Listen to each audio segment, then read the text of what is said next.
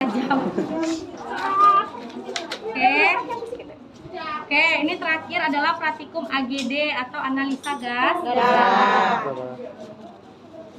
Kapan kita membutuhkan pengambilan AGD? Ketika kita melihat hemodinamik pasien tidak stabil. Ya, kita bisa lihat dari tingkat kesadaran, dari monitornya dan segala macamnya. Ya, nanti itu yang hasil AGD ini yang itu nanti akan kita interpretasikan menjadi 4 jenis gangguan asam basah. Apa aja? Asidosis, Kalium. Oh, kalium. Asidosis. Kalau pH menurun kita sebutnya apa? asidosis, pH menurun. asidosis, Kalau pH meningkat? Kalau pH menurun, PCO2 menurun, HCO3 menurun? asidosis respiratorik, Kalau pH menurun, PCO2 menurun, HCO3 menurun? asidosis respiratorik, Tidak seimbang. Apa yang tidak bisa? Nah, kita ngomongin kompensasi. Nanti kompensasi nanti. Lampunya bu. Apa? Makanya nilainya nggak bagus kemarin. Kayak mana mau langsung kalau nanti udah diambil kamu disuruh interpretasi, nggak tahu. Nah, nanti misalnya dapatnya nih pH-nya 7,20, PCO2-nya 30, HCO3-nya 20. Apa tuh? pH-nya 7,20, PCO2-nya 30, HCO3-nya 20. Apa tuh hasilnya? asidosis respiratorik, Salah. Kasih asidosis metabolik. Enggak. Asidosis metabolik. metabolik, Kalau pH-nya 7,50. Tunggu Sis belum. metabolik. Baru pH. Belum. Baru pH. Misalnya pH 2,50. PCO2-nya 36. HCO3-nya 30. 7,50, PCO2-nya 36, HCO3-nya 26. 30 ya. Nah, alkalosis metabolik.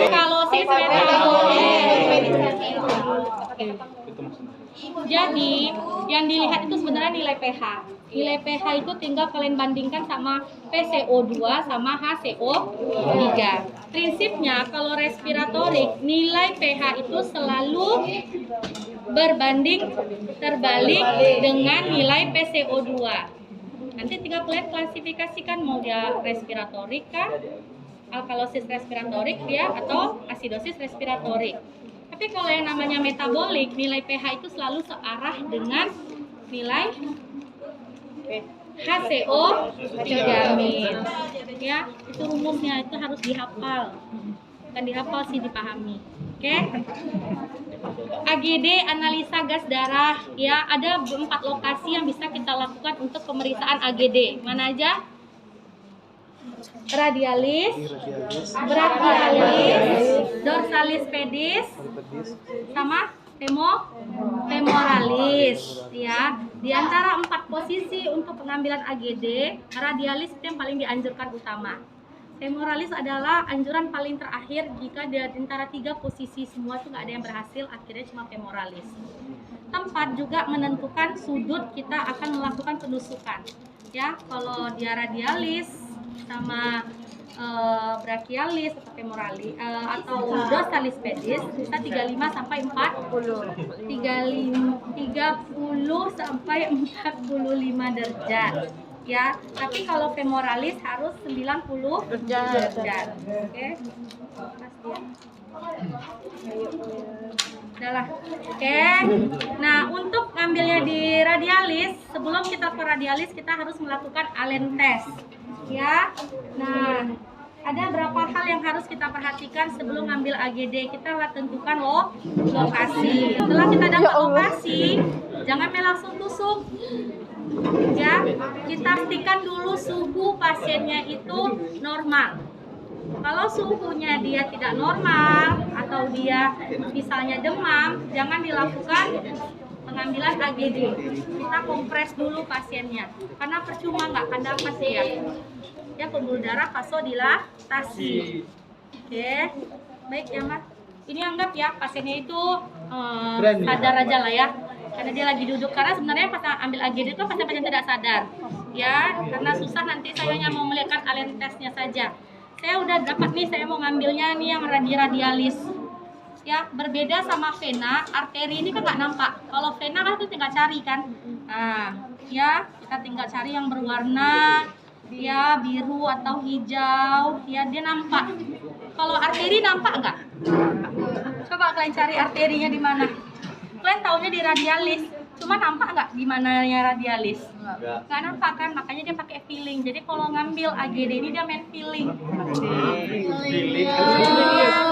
Jadi feeling sama teori ya. Kita tahu tuh radialis tuh kita cari yang pulsasinya paling keras ya. Radialis ini kan panjang nih ya, dari sini jangan ambil yang dekat ke tulang.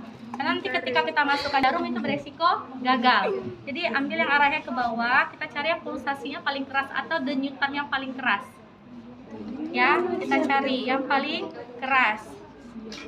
Dah, saya dapat nih, ya. Jangan main tusuk juga langsung di sini. Kita lakukan dulu namanya Allen test. Jadi kita bisa bandingkan nanti kiri kanan mana yang hasil Allen testnya itu bagus. Ya, Allen test itu fungsinya untuk melihat perfusi perifernya itu bagus atau tidak. Sama kayak kita ngukur CRT, kan kita tinggal pencet tuh.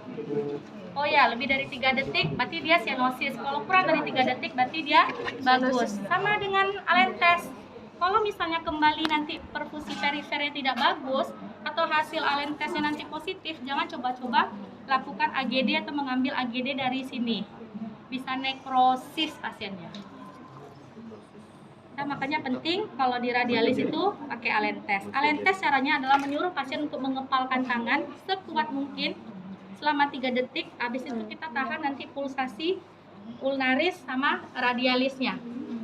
Nanti baru kita lepaskan perlahan. Suruh pasiennya buka tangan dari kelingking ya. Nanti kita lepas perlahan ulnaris sama radialisnya. Kita lihat pengembalian perfusi perifernya cepat atau tidak. Oke. Ya Ma, boleh dikepalkan tangannya begini sekuat mungkin ya. Makanya kalau ini pasiennya kan sadar nih, enak saya suruh perintahkan. Kalau pasien nggak sadar gimana? Makanya dia perlu asisten, perlu berdua. Jadi nanti temannya yang mengepalkan, satu lagi menusuk. Ya, jadi seperti itu ya. Jadi nggak ada yang sendiri-sendiri kerjanya. Boleh dikepal? Oke. Ya, oke. Kita tekan di ulnaris, kita tekan di radialis. Oke, tekan 3 detik. Suruh Yama buka dari kelingking. Buka dari kelingking Yama. Bukan kelingking. Lagi semuanya. Semua. Oke, beda ya. Warnanya ya. Kita lepas dari ulnaris. Wow. Nah, bagus ya. Berarti ini bagus perfusi perifernya. Kita bandingkan yang sebelah. Kalau nggak bagus, dia nanti pucat, dia kembalinya lama. Kepalkan. Kuat. Oke, kita tekan ulnaris, radialis. Buka, ya Ma. Nah, cat tuh ya, kita lepas. Mana yang bagus, yang ini tuh yang ini? Sama aja. Sama ya. Jadi kita tinggal pilih mau yang kiri atau yang kanan. Jadi gitu. Ya, jangan tidak dapat satu langsung kalian tusuk aja itu. Bandingkan mana yang paling bagus. Kalau sama ya tinggal pilih. Dah. Oke, saya pilih aja deh yang dekat misalnya. Yang ini aja. Kan kalau perawat itu carinya enggak. Itu aja Bu, biar kami tahu. Ya Tuhan. Iya, kasihan kalian nih. Kami nggak tahu. Iya. Mana mau tahu? Ya kau aja lah yang Nanti jadi kalau OP-nya. saya salah tusuk nekrosis siapa yang mau tanggung jawab? Dia aja mau Indo tusuk Bu. Ya benar itu. AGD itu nggak semuanya perawat bisa, ya. Karena tadi dia pakai feeling, satu lagi pengalaman. Yang paling mahir ngambil AGD itu adalah pasti perawat yang kerja di ruang intensif. Karena dia pasti ngambil AGD, ya. Setiap minggu tuh ada. Apalagi pasien-pasien dengan penurunan kesadaran lebih dari 7 hari, itu dia setiap 2 jam pasti ngambil AGD. Atau dia setiap hari pasti ambil AGD. Ya. AGD karena dia nggak nampak, kita carinya pakai feeling, cari pulsasi yang paling keras. Tentu masuk jarumnya itu lebih dalam dibandingkan vena. Sakitnya 2 kali dibandingkan tusuk vena. Katanya, alhamdulillah saya nggak pernah coba.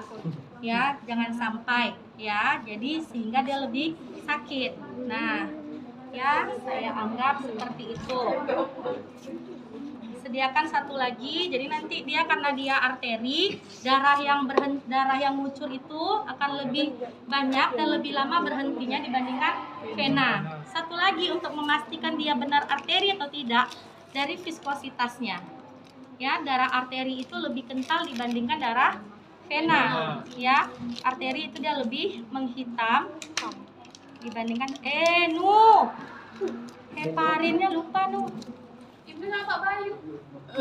Ibnu nih dong. apa minta tolong saya ambilkan heparin dalam kulkas, minta tolong Kak Sulas, lupa saya kemarin. Ayo Z.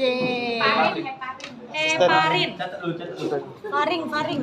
heparin Bukan Faring. nah ini spet AGD ya, ini spet AGD biasanya kan kalau kita ngambil darah itu 2 atau 3 cc.